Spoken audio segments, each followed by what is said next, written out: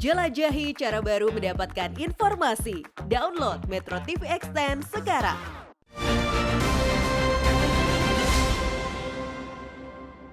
Dipersembahkan oleh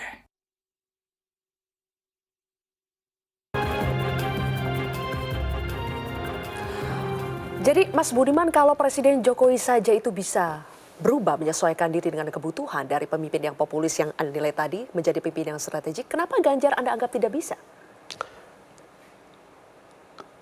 Konteks Pak Jokowi muncul 2014 itu memang antitesa dari kepemimpinan sebelumnya.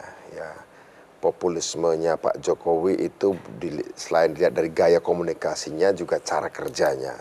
Karena memang Pak Jokowi lahir sebagai kebutuhan menjadi antitesa kepemimpinan Pak SBY sebelumnya. Dan ketika 2019 beliau menjadi presiden terpilih lagi, beliau kemudian melakukan perubahan karena memang ada situasi pada waktu itu pandemi dan memang sudah menjadi rencana beliau pada periode kedua untuk lebih membawa Indonesia ke panggung internasional. Artinya ini satu step. Ibaratnya dari kelas 4 udah masuk kelas 5 nih, kira-kira begitu ya. Untuk menuju kelas 5 kan berarti harus ilmu yang bersiap untuk ke kelas 6-nya, kira-kira begitu ya. Nah, menurut saya bisa saja setiap orang berubah, tapi kebutuhan untuk langsung nyetel Indonesia sudah dibawa ke level global, ini menurut saya tidak butuh banyak waktu lagi. Ganjar belum ada di kelas itu? Pak Ganjar punya kekuatan yang lain. Saya katakan bahwa ini bukan soal buruk atau baik, bukan keren atau nggak keren.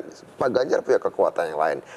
Kekuatannya beliau adalah seperti kekuatan yang dimiliki Pak Jokowi di 2014. Sementara persoalan global maupun persoalan nasional sudah mengharuskan kita untuk langsung nyetel ke level global. Baik. Apakah Pak Prabowo kemudian mengetahui segala hal? Tidak juga, ya.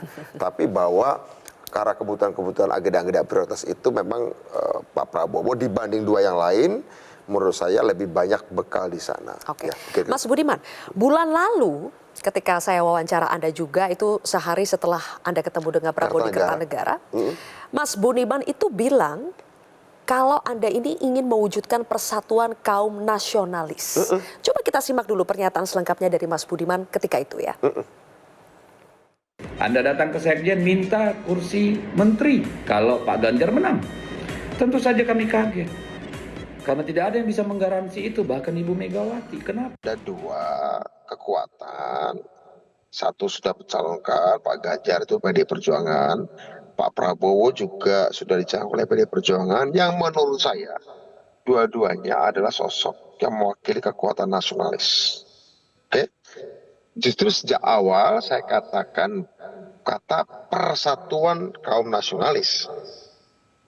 Sehingga ini untuk memastikan soal kemenangan dengan margin yang besar oleh kekuatan persatuan kaum nasionalis dengan margin yang besar, sehingga pastinya dengan begitu karena hanya dua pasangan tentu saja hanya satu putaran. Waktu itu Anda ingin bilang mewujudkan persatuan kaum nasionalis yang berarti yang kami tangkap itu menduetkan Ganjar dengan Prabowo supaya hanya satu putaran saja, dua pasangan, kemudian kemenangannya itu dengan margin yang besar. Tapi kenapa sekarang berubah, Mas? Apa yang terjadi selama 1 bulan terakhir? Saya kira tidak berubah. Tetap sama apa yang saya katakan setelah pertemuan Kertanegara. Basisnya tetap itu, tidak berubah. Basisnya tetap itu. Artinya bagaimana mewujudkan antara koalisi atau kerjasama partai politik yang lebih besar antara partai-partai, terutama partai-partai nasionalis ya. Tentu terbuka juga pada partai-partai Islam yang berwawasan kebangsaan untuk bisa menyatu menjadi sebuah kerjasama politik yang besar. Itu tidak berubah sama sekali. Bagaimana dengan duet Ganjar Prabowo? It's okay, silakan dibicarakan di luar kewenangan saya itu, Sylvia. Bukankah waktu itu Anda menginginkan itu, Mas Budiman? Iya, saya menginginkan kalau itu terjadi akan bagus sekali. Tapi ternyata dalam 1 bulan ini tidak ada tanda-tanda itu terjadi. Nampaknya lebih banyak kemudian yang menarik, lebih banyak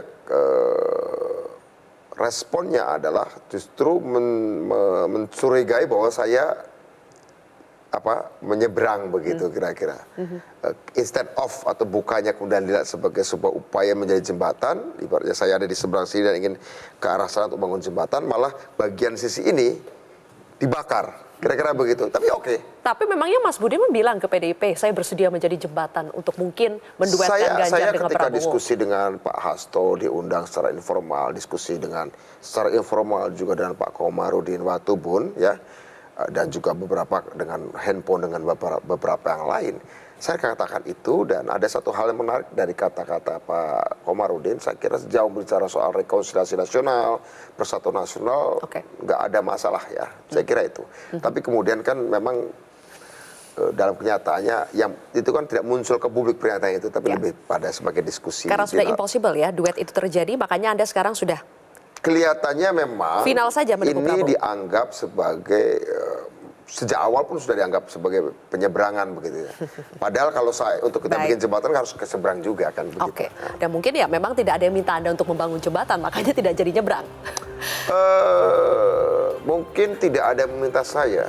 Sebagaimana saya dulu juga dalam riwayat saya nggak ada yang minta saya juga untuk melawan Orde Baru waktu itu ya.